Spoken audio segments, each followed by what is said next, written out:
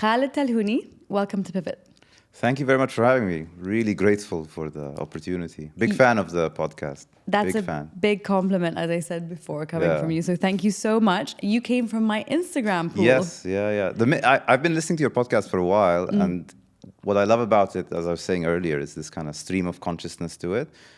And the minute you said, "Oh, I want someone," I was like, "I'd love the opportunity," because most of the ones I do are But I felt business, it, yeah. and you were actually persistent. So Yeah, I was like, he's interested. Yeah. He's really interested. So it made me really, interested in interviewing you.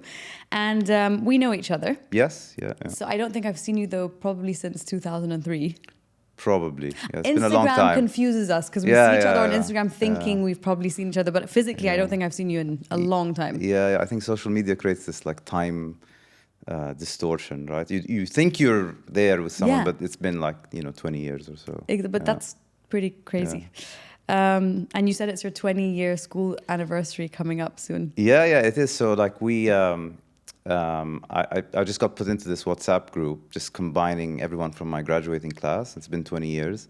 And everyone's kind of scrambling to find people's contacts. And I think, shockingly, we found everyone, almost amazing. Everyone. Sadly, 2 people passed away from our grade, which is unusual. Oh, very sad. And a couple of people don't want to participate. And some latent trauma there. But everyone else is there, and there's kind of a palpable excitement around it. Oh, that's amazing. It's cool. It's pretty cool. Well, we're shortly after you, so we're like, we're 3 years apart or 2 years apart? I'm not which. I got 05. Okay, so 2 years apart. Years. Yeah. Okay. Yeah. So, little introduction. We were obviously in school together in Jordan, Amman Baccalaureate School. Then, you went to Duke University and studied economics and history. Yes. Yeah. Okay. Followed by, I'm not going to say all of your work things that you've done, but I'd say the standout ones would be managing partner at WAMDA Capital and leading investment strategy at 2454. So for me, I'm not the podcast that focuses on, let's say, entrepreneurship and business, as we discussed. Yeah.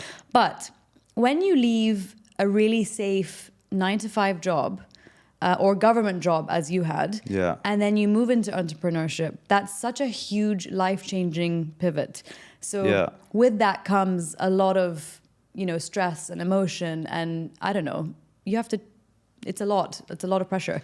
So I'm sure we can tap into a lot there, and we have a lot more to discuss outside of work as well. Yeah. But so in COVID, you said you then founded your own company called NUA Capital. Yes, yeah. So work-wise, I've been through multiple pivots, as it were, but like multiple. I like to call it more like inflectionary moments, and only because pivots. I use pivots at work all the time because we say a business pivots, changes direction. So I use that term in a very different way. But I've sort of jumped into something entrepreneurial a couple of times.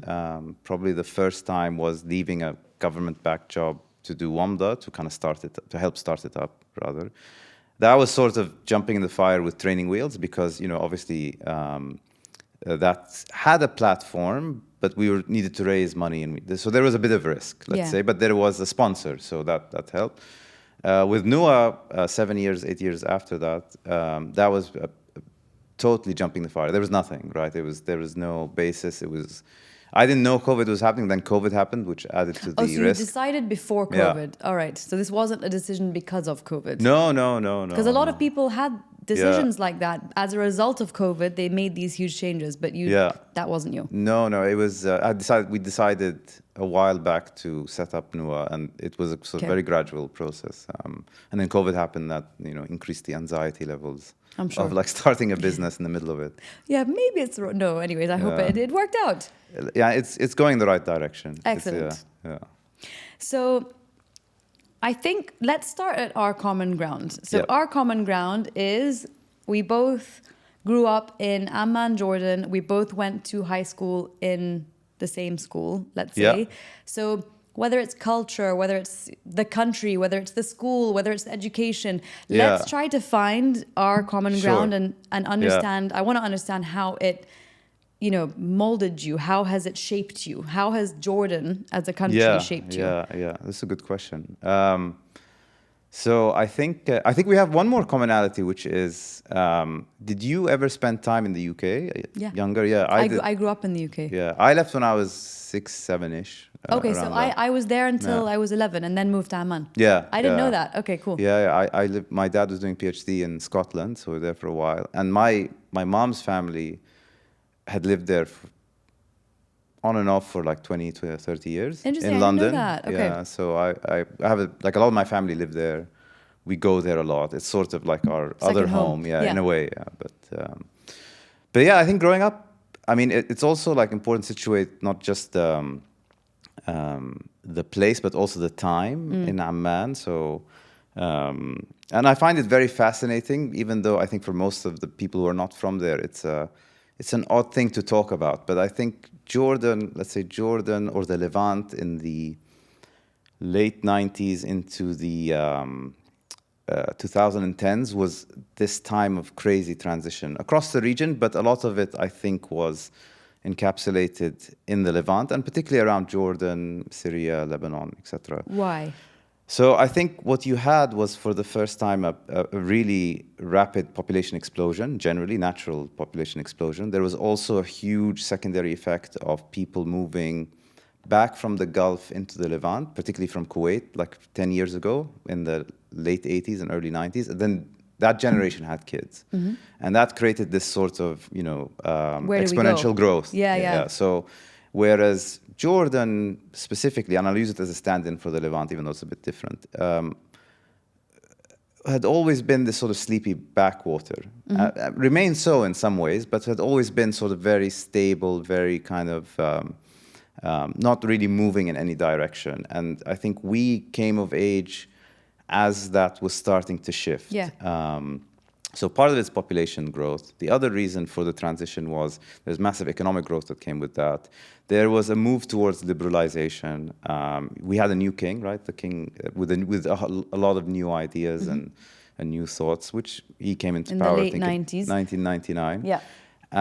And I think the Arab world as a whole was on the precipice of, do we go down this sort of very conservative direction, or do we kind of move towards this kind of more liberal direction? What happened is we went towards the conservative direction. Well, it's funny that when you say that, I would never have thought I would never have put into words what you're saying. But then when I think about it, that's so true. Yeah. But okay, explain why you think it went the more conservative route. So I think, and just to kind of, double click on that a bit, I think you can say that, we grew up similar time. When we were kids, you would not see that sort of religious conservatism pervasive. But I think by the late 2000s, it shifted in a big way. The reasons for it, I think, are, people cling to, and we can talk about religion later, but like, I think, because I've kind of have a full circle direction on spirituality. Like I've come full circle on it, as it were. Ooh, okay. But people, I think, gravitate towards religion in times of change, and when that change doesn't work out properly. So you had this kind of change in the Arab world, particularly in the Levant, but the economic promise never was borne out. So people did not actually get that much wealthier. You had growth, but it was deeply unequal. And you had a yearning for liberalization. And I think in the middle of that, 9/11 happened, right? And 9/11 really was like a receding tide that exposed all the societal pressures underneath our region. So it accelerated some of the conservatism because it became an identity to be a certain type of Muslim. And then on the other hand, it put into conflict, regional governments with like Islamist movements. And so there's this whole kind of marinating geopolitical soup that we were kind of like growing up in the middle of. Geopolitical soup, I love that word. But we wouldn't have been conscious of it as much at the time. Yeah. But I think all of us on some level felt that something was changing. So I think that's the macro view. I think everyone felt when they went to university, Yeah. especially in the US, that they were being treated differently and interrogated differently towards than other people would have been. So I think what we felt was, initial small little changes, but on a larger scale, we felt it later. Exactly. But we were, on a very macro level, we were kind of, moving with this tide, right, growing up there. Yeah. zooming into the school, particularly Amman Baccalaureate School, I find in retrospect very interesting because it's a microcosm of a very unique subculture, right? It's like this, I mean, it's basically, just to give a bit of background, it's a highly privileged school. I think like probably at the time, perceived to be the best school, the school for the elite. At our time, it was the best school. Yeah. I think now probably it's shifted a bit, but the school for the elite, the privileged, etc., and had been for 30 years or so. It was at that about point. wealth. So Well, I yeah. mean, it was the most expensive school in In the the country. country, exactly. So either you could afford to go there or you couldn't, Yeah. right?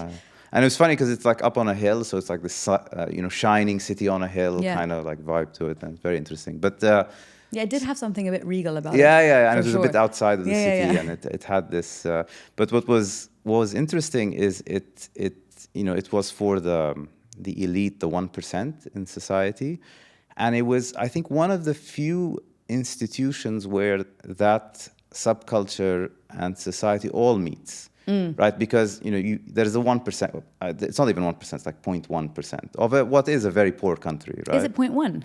I would say. I mean, if you can afford to Under pay, 1% for sure. Yeah, under 1%. Yeah. If you can afford that tuition and then extrapolate income levels backwards, you're probably in the under 1%. Yeah. Like you're very wealthy relative to the rest of society. Okay. So there are not many institutions where people of that subculture can all meet together. We don't have really many social clubs, right, in Jordan. We don't have many Community. there's no, we don't have like country clubs per se, some stuff like it, but there's no place. Nadi Sayarat. I'm just To- like, was to a that degree. considered a country club? Yeah, to a degree, yeah. Oh God. Yeah, but it didn't. But there was only really one, as far as I can place, where the school is the meeting place. Junes was more of that. Yeah. Sorry, I had to say it. But so it brought together all of this kind of community, this kind of elite community in one place. And what's interesting about this 0.1% community is it's totally divorced in both culture, values, outlook, wealth, obviously, from the 99% around them. This is I think, not that common. This is, I mean, if you go to the UK or the US, UK is a good example. UK is quite a class stratified society, right?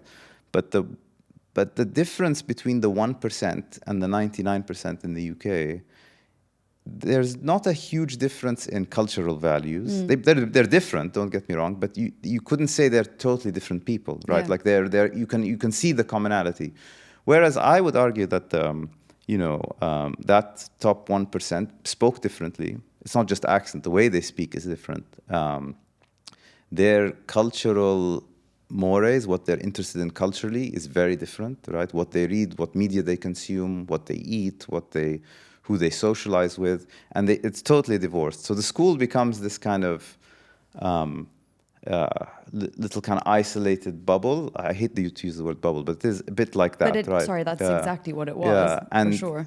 And so we grew up in that sort of atmosphere. For one reason or another, I think like mostly hormonal, like I really tried to like rebel against that, like growing up. I really wanted to, see myself as this kind of like, I'm pushing back against the elite. I think everyone, when you're a kid, you see yourself. By the way, you were like that. I'm just getting glimpses now. Like honestly, but sorry to interrupt you, but what I wanted to say at the beginning is sort of how I remember you. Yeah. And you were this more mysterious guy, I would say, a little bit serious, slightly angry. Slightly edgy, not angry. But you were quite quiet. So like, if you were angry, I wouldn't have known. You weren't like screaming. Edgy is the right word. Not angry. I not like angry. It. Yeah, I was like. And you were good at the bass. Guitar. Guitar. Yeah. That's what I meant. Yeah. Was it not the bass? I could play bass sometimes. Yeah. Or just but mostly guitar. Mostly electric guitar, Yeah. and then I every so often play bass if the situation needed it. Okay. But guitar was the thing. Yeah. So, anyways, back to what you were saying. But actually, wait. Let's. I wanted to ask you something so that ties into what you're saying before we continue. Yeah, because there's so much about Jordan that I feel that we can. Do you want to close it off? So no, I think just to say that we grew up in that, and I hormones, kid, wanting to pursue some meaning. Yeah.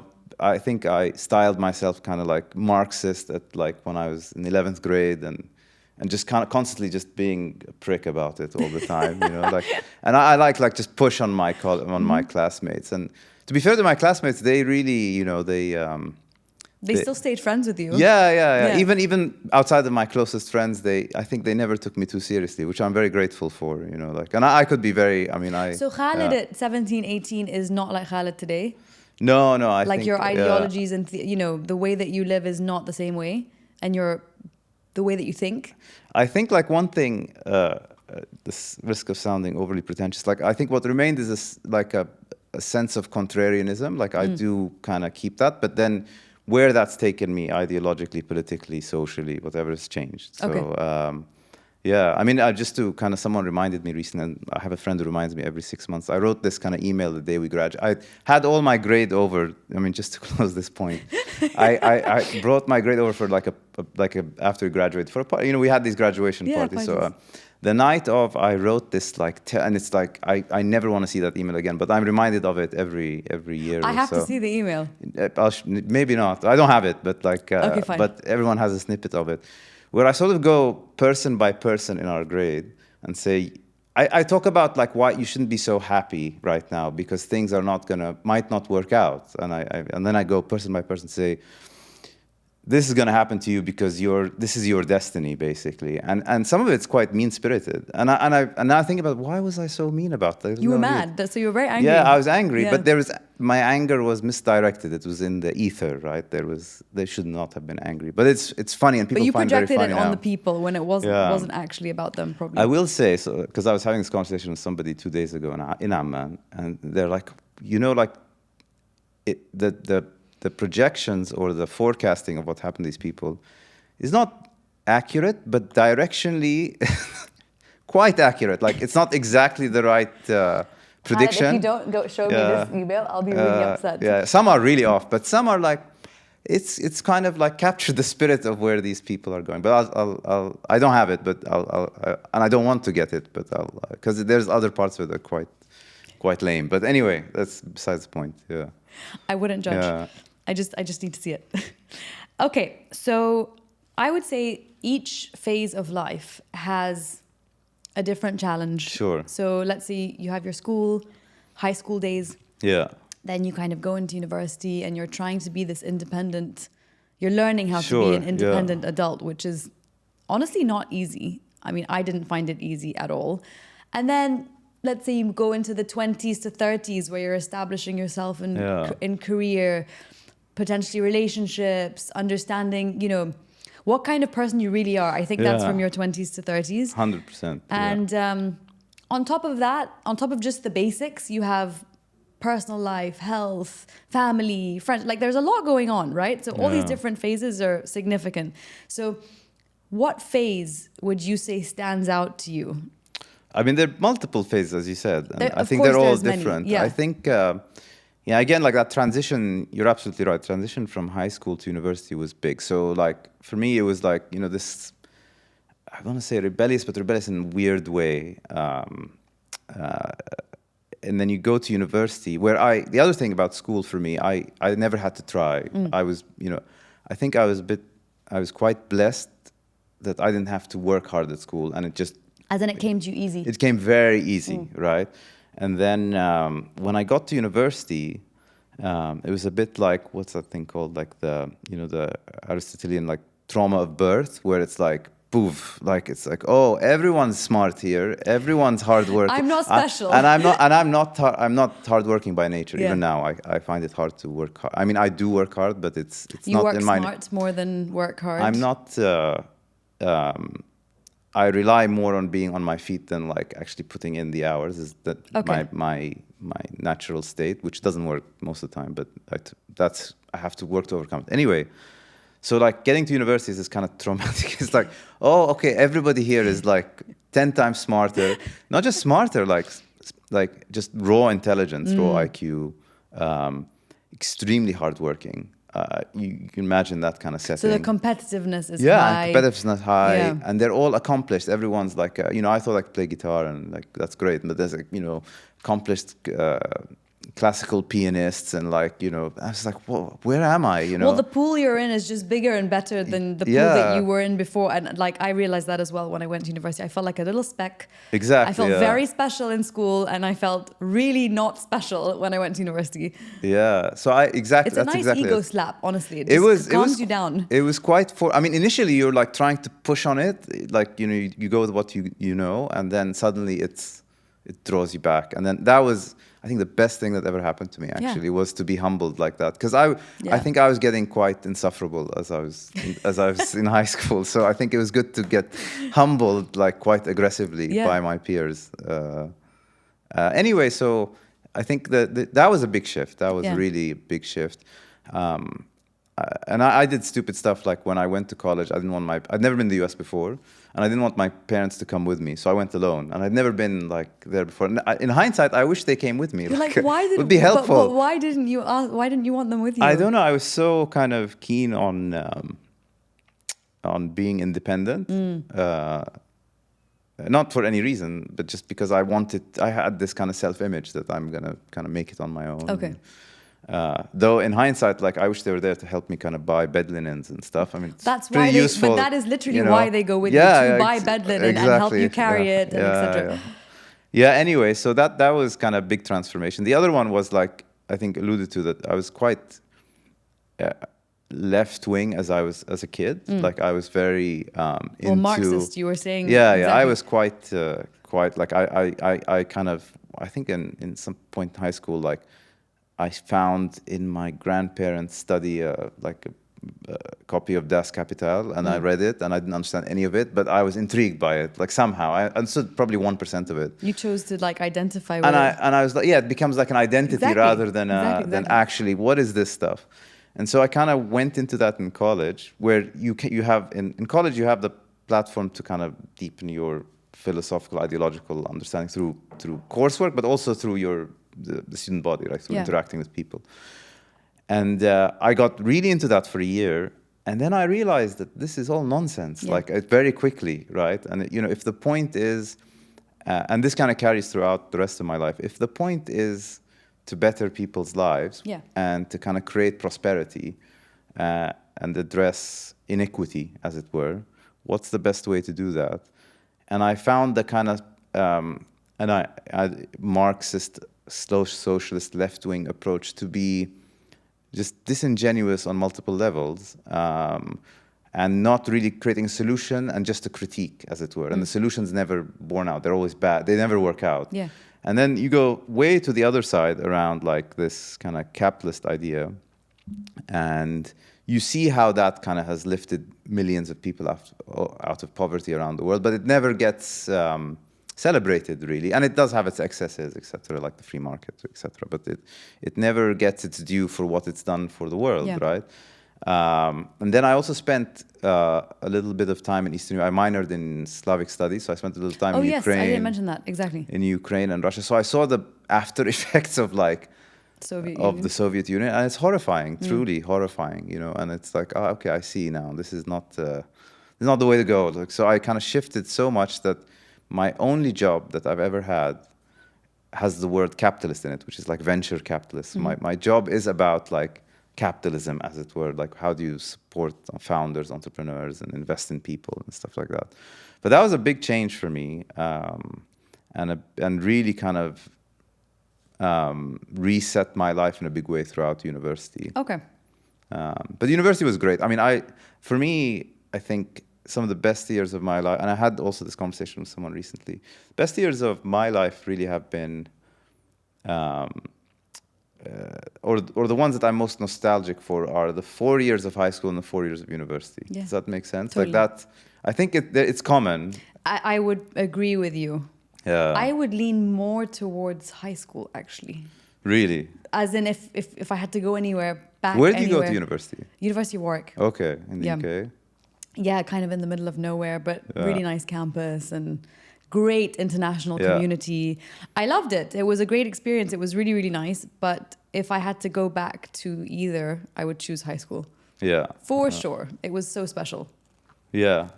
I think both for me were highly formative and really shaped my worldview. And I even though I was angry, quote unquote, or edgy, or whatever. I actually really enjoy it. I had a blast. I formed, my lifelong friends are still my friends from that period. Well, more or less. exactly. I think we I don't know if that applies to most people. I don't know. I don't know if that's because within our school in Jordan and the people that we know, like that's very common. Yeah. But I don't know if that's common globally, if that's the same. I've not seen it as much. Exactly. So there is something very strong about the bonds that we form there. And also, there wasn't very much for us to do when we were younger. Except be with each other, really. Literally, we were going from house to house, spending time in each other's houses. Like, the only other thing might have been the cinema. But there really wasn't much to do. And then when you get to the age of being able to go out and, have drinks and stuff like that, we were in bars, let's say. Yeah, well, I think you had a better experience than mine. My experience was really like smoking cigarettes, drinking beer on the sidewalk, which you could in Jordan then. No way. And then, you could just sit, because it was much emptier. Like now, like I was just there and I drive past this little nook or whatever where we just kind of hide, but we're not really, it's in plain view. Yeah. And you couldn't do that now. No, of course you not. couldn't do that now. And you don't see it anymore, No. like miscreant youth, like smoking and doing something. Which is good. Yeah. Okay, so you would say, just to sum up, those impactful times were the shift from high school to university. Yeah.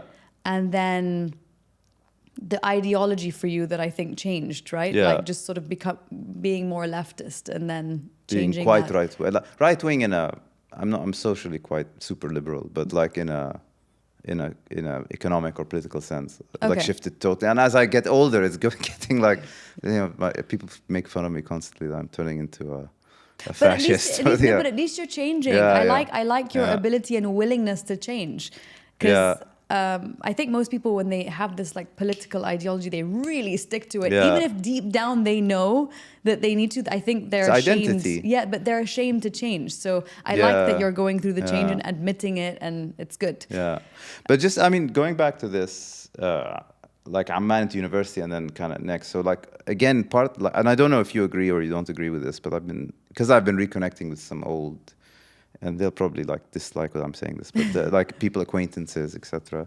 What's also struck me is that, for the most privileged little group in a country, these are the 1%, even globally, right? These are the people who we've been lucky enough to have had the best education, the best exposure. Totally. We got every opportunity, right? Especially if coming from a poor country, right? Where actually that takes you further.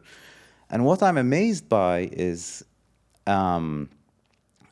the prevalence of, on one level, at the extreme level, people who don't do anything. And I don't mean work necessarily. You don't, but who have people who were in our kind of cohort, in our school group, whatever, just generally all of us. And I don't know if you agree with this, who've sort of just done nothing. And I don't mean, again, I don't want to be accused of like being careerist. I don't mean like, having a great career, etc. But just having no purpose, who've just sort of, floated along and stayed in. And it's not about saying Amman or not. It's just, but they've not really done anything really of meaning. I derive meaning from from my work and what I do and stuff. But others can do it different ways. If you're an artist, if you're a musician, or you're that's or or your family, etc.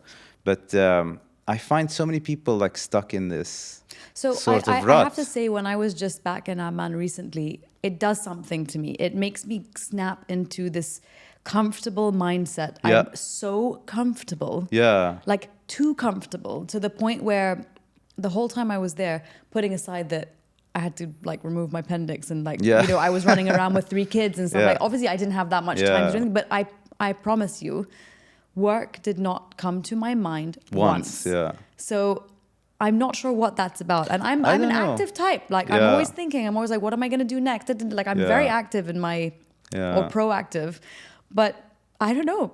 I can't explain it. I like clicked back into being young and comfortable and enjoying myself. And everything slows down to a different pace, totally. I right? feel time does stand still there a little bit. Yeah. And there's also like, I don't know if you noticed this too, but there's and this is what's disappointing, because these are for people who've had every opportunity, every privilege, and they've done, not all, but they've not done that much.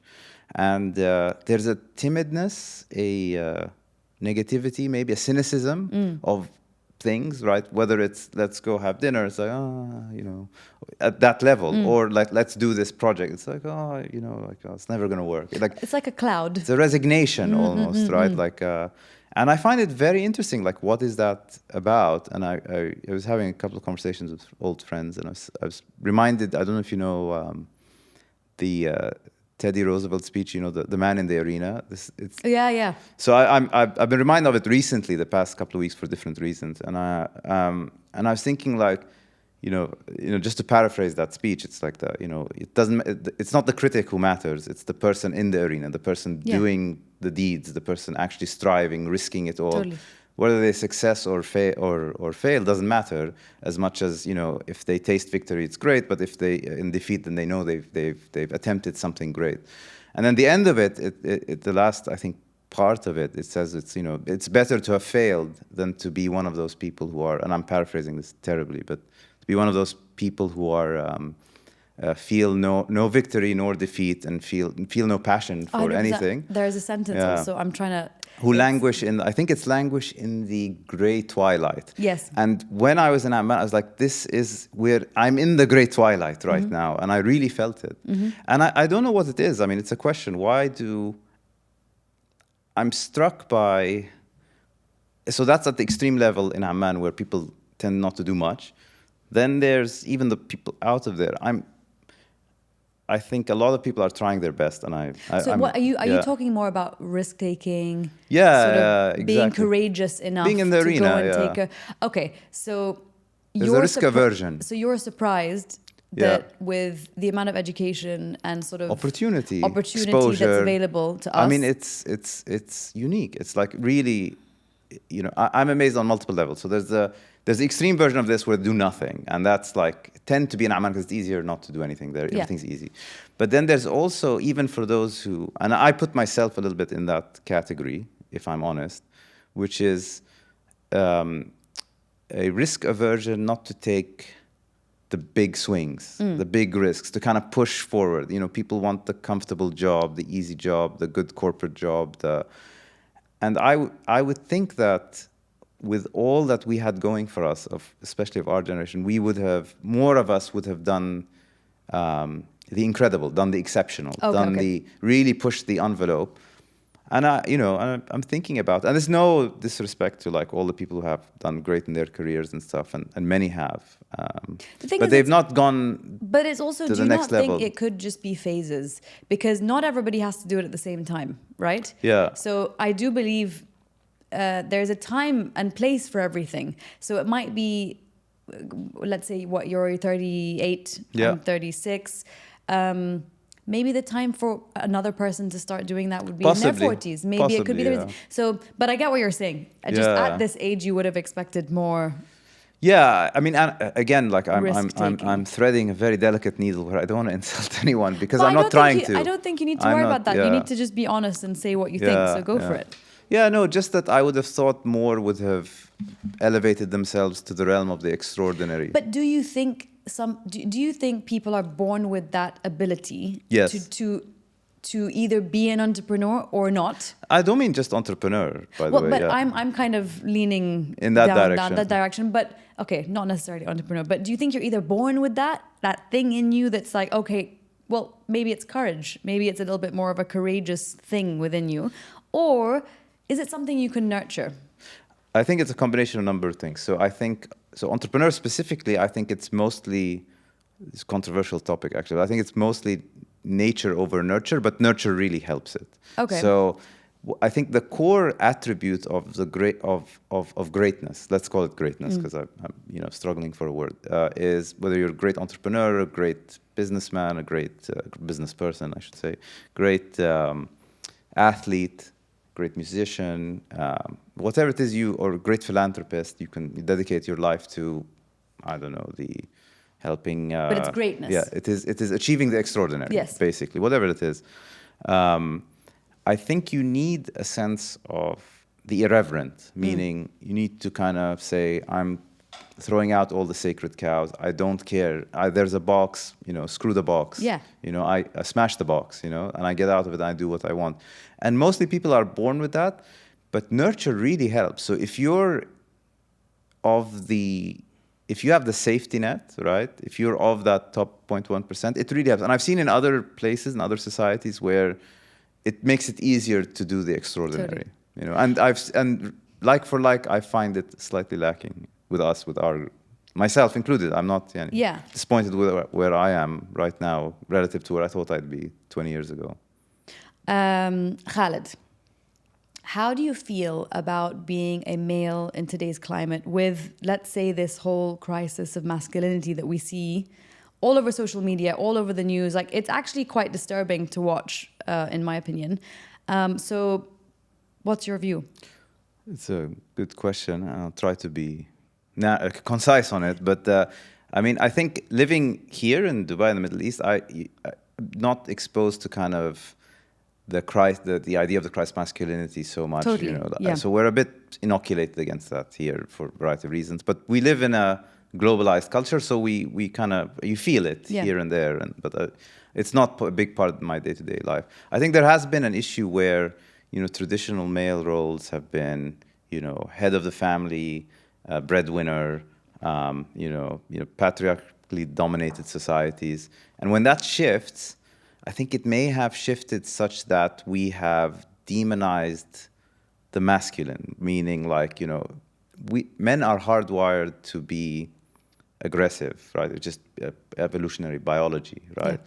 Yeah. And I think those traits that are considered masculine, being aggressive, being forthright, combative, they've been demonized. And with the change in kind of gender roles, I think it's created a real problem in society. And you see it in where, like, men don't go to college anymore. Even here, actually, the rates of graduation of women is far higher across the Middle East compared to men in universities.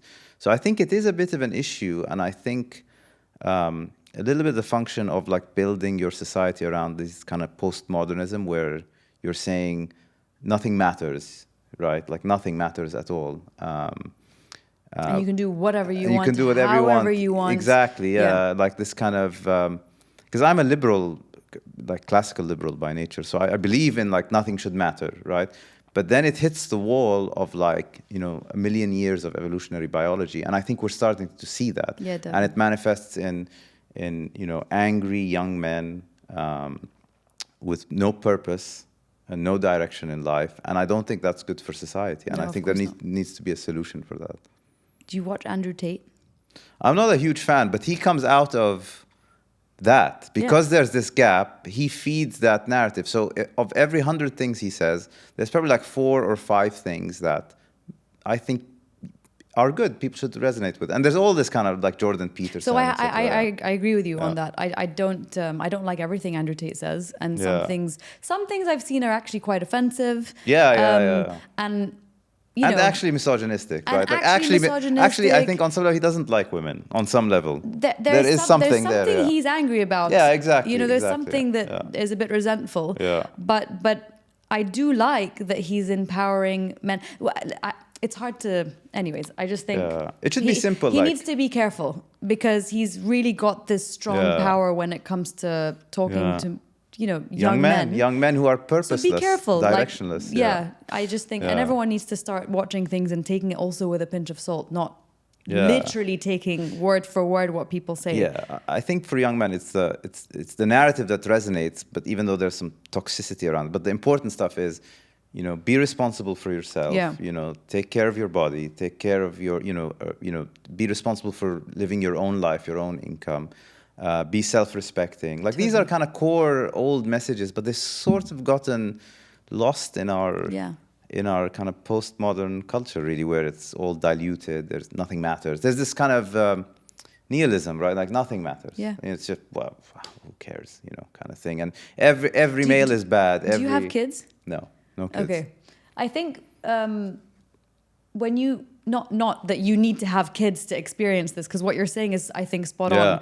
But when you do have kids, it's funny. I feel like I'm regressing and going ancient because you have to kind of be uber traditional in this very, very extremely modern world that's where the messaging is just really it doesn't work for me. Yeah, you know, I yeah. want my kids to have traditional values. Yeah. And it's like you're kind of fighting against the society that's Yeah. you know shoving a lot of, I don't know, weird stuff down there. Yeah, yeah. I think there's this, again, not to go down. This is one of my favorite subjects, but I don't want to go down too much this rabbit hole. We But- have questions, but Khaled. yeah. But there is this kind of like quote unquote woke identitarianism, meaning you ascribe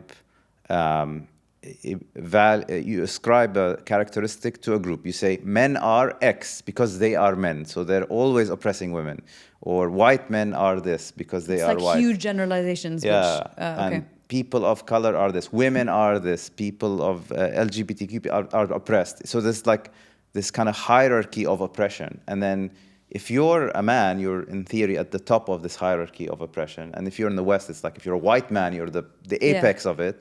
And so you're a terrible person. Doesn't matter who you are. So the content of your character becomes irrelevant. Yeah. It just becomes your skin color or your gender or whatever. And it's disgusting, frankly. And it screws with kids' minds. It Totally. screws with, it's not cool. Definitely not. Okay, so I think I never even got to ask you your pivot, but I feel we kind of indirectly discussed a few of them. Sure. Is there a pivot that you feel is there one that you feel is big for you, that's impactful, that has made you into this Khaled sitting in front of me? Is there one that you'd like to discuss? Yeah, I think I can go quickly through, because I don't think of them, I think, as I said, as pivots, but rather kind of like these, forks in the road where Yes. you can make a decision, you go this way or that, rather than, and they may be very nuanced in the moment, but the impact in the long run is big. So, I think we talked about the kind of ideological output, but that's personal for me because it shaped my life really, and what I want to do with my life and the work I do and like everything like that.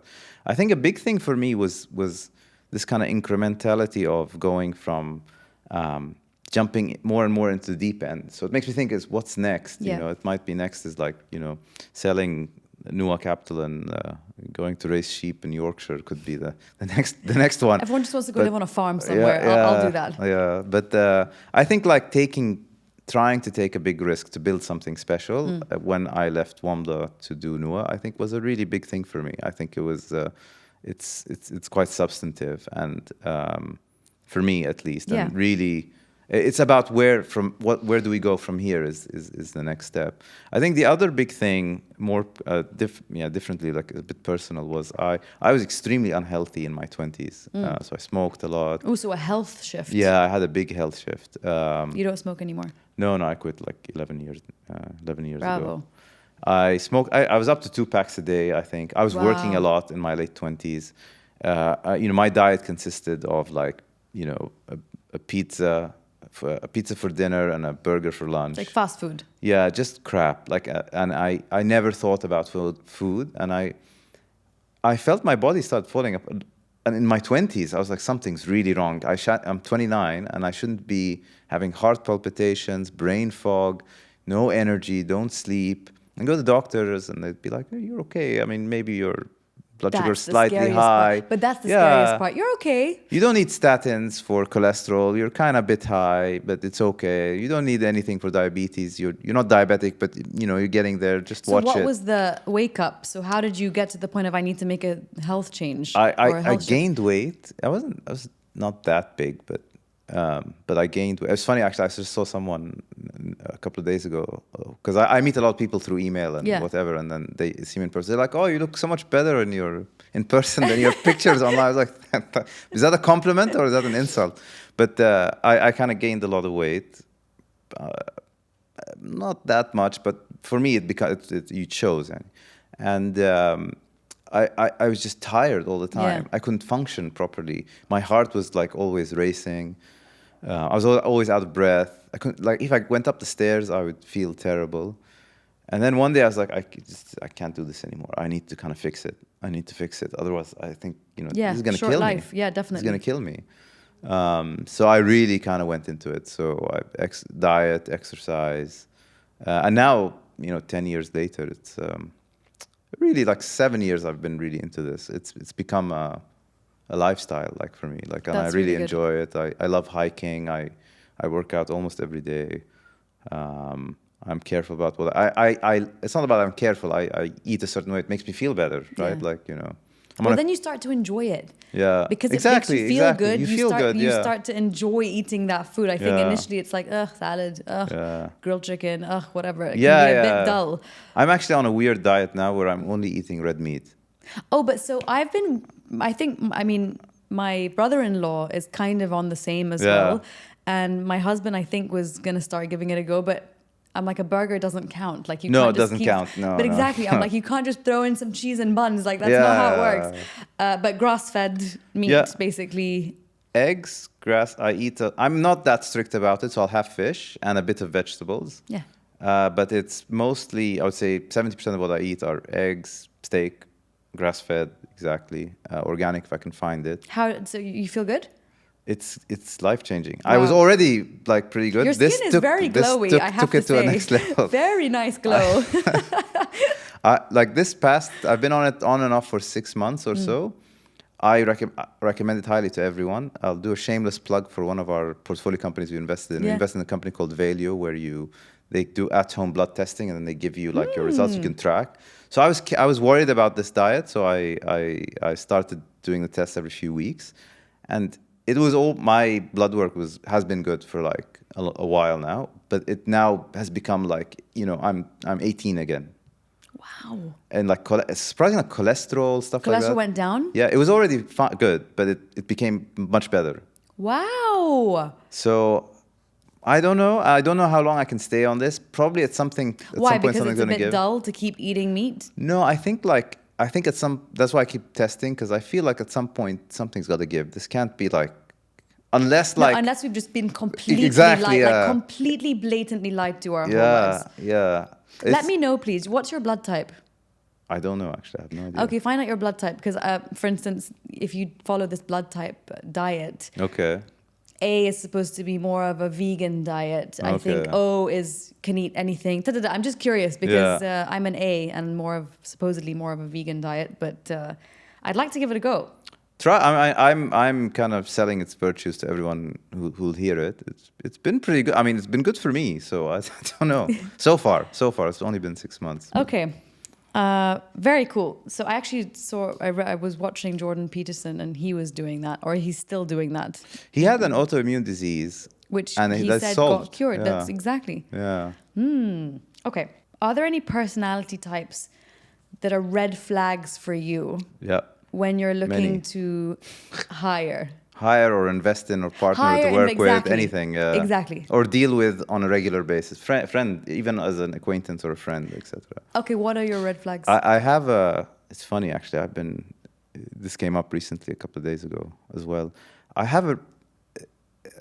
It's hard to articulate without sounding like inauthentic, but it is being inauthentic. I find it hard, and in saying that, you're a bit disingenuous and inauthentic, but it's hard I find it very hard to connect with people or trust people who to me appear like they are putting on a facade and really promoting that. We were just talking about actually someone before this, who we both know, but like I find those people hard to connect with. Like they have this persona. We all put on personas. It's human nature, right? It's how we find ourselves in society. But when they push it too much, and you have a sense that there is no genuineness or authenticity there, I don't know how to deal with it. Because I think as a person, you ultimately want to connect. Exactly. And if you can't connect with them, that's a red flag. Yeah. Like there's something there that's, throwing you off a little bit. I will 100% agree with you. Not that it's about me, not that you even asked me the question, but honestly, I agree with you entirely. Yeah. I mean, I think most people will say that, right? And I can see that you're being authentic in saying that. And no one will say I like inauthentic people, right? Like, but they're just obvious, right? Like, you can just. For me, I would say I struggle with people who I can't connect with. So, and if it's because you feel like they're putting up a wall or putting up putting on a facade, that's why. But for other people, it might be different. Maybe it's that they're just truly disconnected from themselves. you know? Maybe. So it's It might be difficult for that. them to connect with people. Who knows? Yeah. I find that very hard, and I'm distrustful of those types of people. And I think I'm colored by, you know, professionally where things have gone bad in a professional setting, either, you know, employee relationship or an investment relationship or whatever relationship. It's that inauthenticity when it shows first, and you say, okay, that's fine. The person has all these attributes, but then something goes wrong. Yeah. And it's always an initial warning sign, I Totally. think, for me. Always has been a... Okay. How does stress infiltrate your life and affect, you know, your home, yourself, your family, or does it? Do you allow it to? I love stress. Oh. I think there's too much about stress being like a problem. It is a problem because it can, like, you know, Being negative. break your biology, right? Like Yes. stress has like biological issues, right? It can make you sick. But I think stress, pressure, you know, back to this kind of crisis of masculinity, I feel like people don't want to be under pressure anymore. And I think pressure is important. I think pressure is what Like drives fire you. under your toes. Pressure drives you. Stress drives you. Otherwise, like, what are we doing? It's about channeling the stress and Totally. not letting it overwhelm you. I think too many people don't channel it. It just kind of shuts them down. Not channeling it correctly. Yeah, productively. It's Yeah. a great I mean, Use again, it, like use yeah, the I mean, energy. Yeah. it's that energy. If you can either choose to make it break you, right? Meaning you just kind of, you know, or you harness it towards an objective, and it's very powerful. For me, it's very powerful. I mean, sometimes it doesn't work because you get overwhelmed. But I think most of the time when you it's get good. overwhelmed, what does that look like?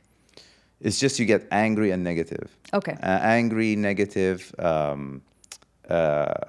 whiny, you know, just complaining. You know, and I've been there many times. I mean, don't get me wrong. But this is common for entrepreneurs, right? Like, I'm sure it's an extremely common thing. So you look like that when you're overwhelmed and stressed. But would you say most of the time you are able to harness it as a feeling? I think so. I mean, I've definitely fallen short where I've become whiny and complaining many times, and in big things, right, where it's not served me well at all. It was not a good look for me. But overall, for me, it is a driver and a motivator. Okay. Most of the time, it can kind of push me, you know. And I think people should embrace pressure. Pressure is good. Like, let's not shy away from looking looking it in the eye and using it. Khaled, we're coming to a close. So let's just ask you one last thing about success without meaning to sound too cliche, and because it is a little bit, but I really believe it's important to hear. So where are you in your success journey? I think success for me, at the risk of sounding a bit, people I think I'm very successful, and I think it really depends on success, because I don't feel I'm very successful at all, and I mean that quite genuinely. I don't mean it like a false modesty. I really feel like I'm trying to build a business. I've done some interesting things, but like it's not nowhere near what my ambition is for what I want to achieve. And I think success for me is not monetary necessarily. It's not about making a lot of money, even though that is a good byproduct of success. Usually, a lot of the times, if you're successful, then you should be having. Then usually you make some money doing it. But I think success is really about, for me at least, and it's personal, is defining purpose, and then around that purpose, making a dent in the universe, as it were. Is really achieving something to have impact. And I don't mean impact legacy, like leaving some sort of legacy. I think legacy is also a byproduct of it. It's more about, can I, hand on heart, in 10, 20 years' time, say that I did X, Y, Z. I'm, man in the arena. I did it, and hopefully achieved, and hopefully had victory, succeeded, and in doing so, really had a positive impact on the direction of humanity, even if in an infinitesimal way, but in the path that I've chosen. I think that's success, really, and I don't feel I'm there yet. I really love that answer. Yeah, right. Like, I don't feel like I'm there yet. I think I'm moving in that direction, but Good. nowhere near where I would have hoped. I think having that impact, and I don't mean impact in the kind of hokey, like, I mean like impact as in you. In my case, it would be like helping build great companies doing great things, and which lead to kind of more people like having better outcomes in life, reshaping our society for the better through the companies that are built through. So that's real impact. Yeah. The proudest. I'll give you a small example where I'm a tiny part of it, but I want to replicate that times 1,000. So we were early investors in Careem, for example.